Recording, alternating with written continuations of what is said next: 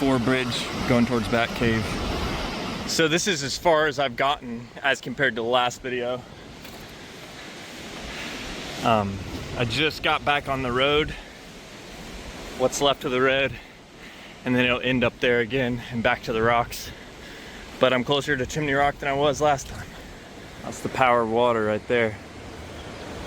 Look at that beam. I mean, that's a thick metal beam. A little bit of the infrastructure broken up.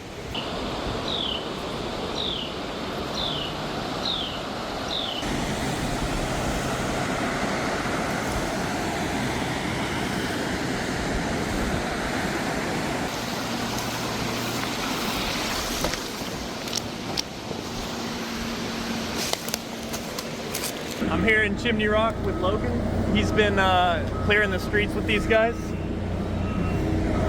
We don't smell anything, do we? No, no. If the smell that was here was more than likely the 50-something propane tanks they took out of the river. Propane got a pretty bad smell. We just met her at the airport, and she's like, can you take these supplies to this spot? And we just went, and then we come back, and they would just load up the helicopter while I'm looking it over, jam it with fuel, and we would go. I don't know who this woman is, Aaron, but the fact that she was able to get us the correct information to the worst spots I've ever seen and give us the right supplies and have them ready on time when we got there, it was incredible. And then day 2, Operation Airdrop, these guys organized a lot of pilots, and they had a good plan, and they deployed us correctly. And we flew that for as long as we could yesterday, and then got back to our family. It was pretty helpful when other people were clearing more LZs up the hill. And then you'll see in the next clip, I actually made it up higher on this valley after we dropped off some of these people for another real tight spot.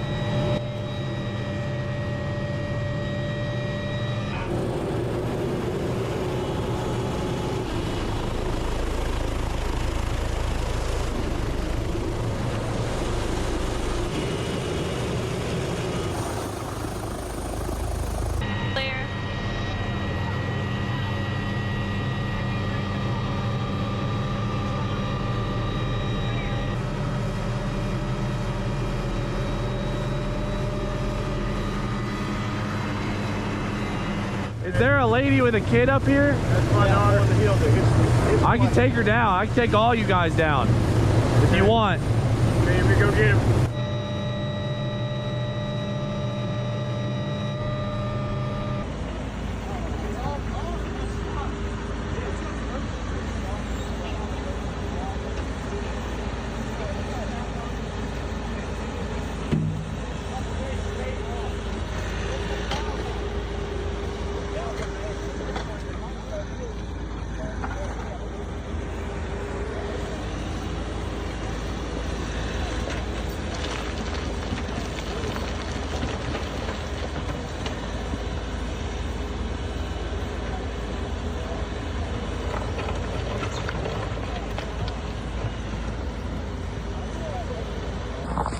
Y'all be safe. This kid might be around the dog by the time we get home. Thank you guys for clearing the path. Well, when y'all come back, we should have it all gone. Hey, that's good enough right there. I don't think they're going to be coming back that quickly. That's good.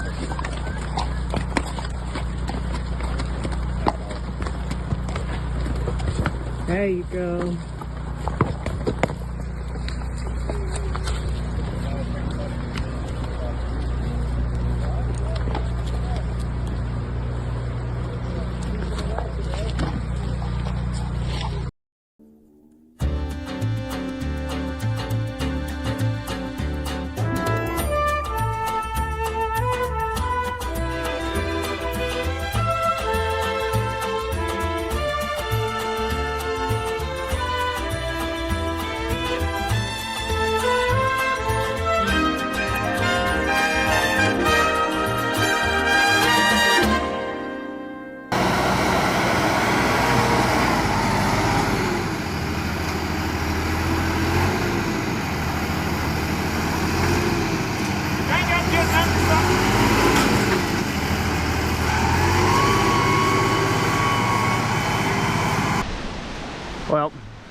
we're gonna be without power for a while.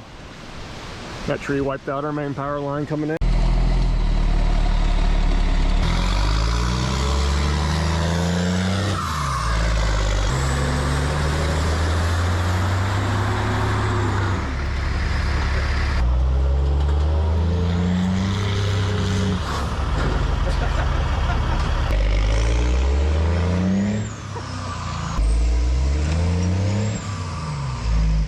It's just too much weight with that root ball and all this dirt. So we're chainsawing it.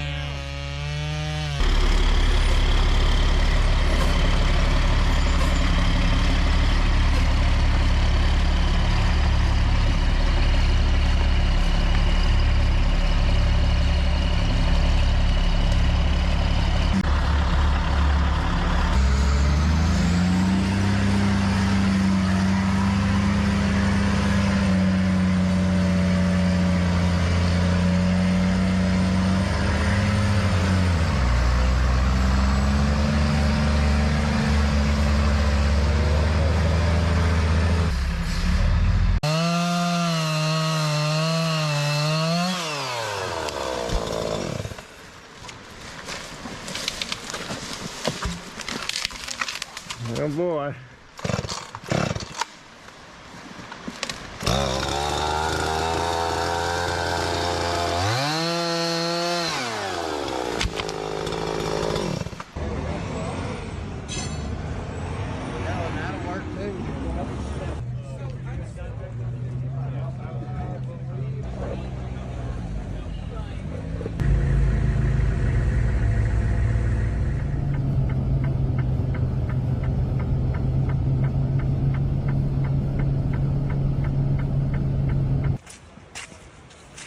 That's the road we don't go around. Yeah.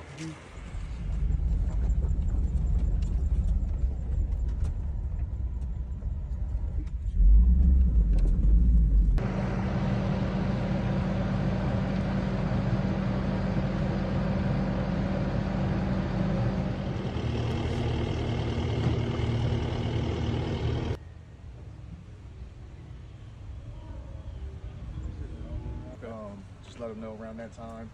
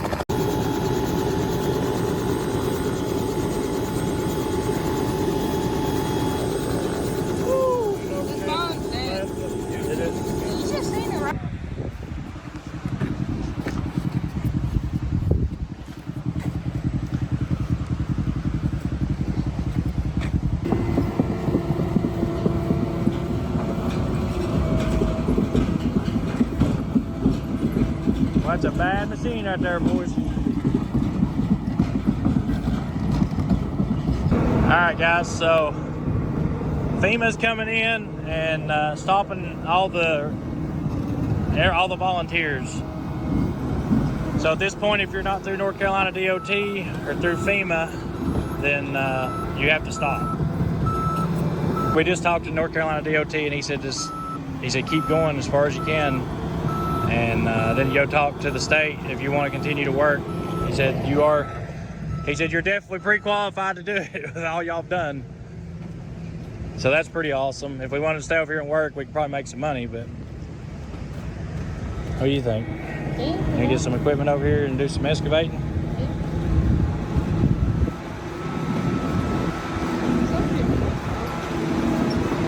Say something about Biden and Harris, Yes, what were you going to say? Oh.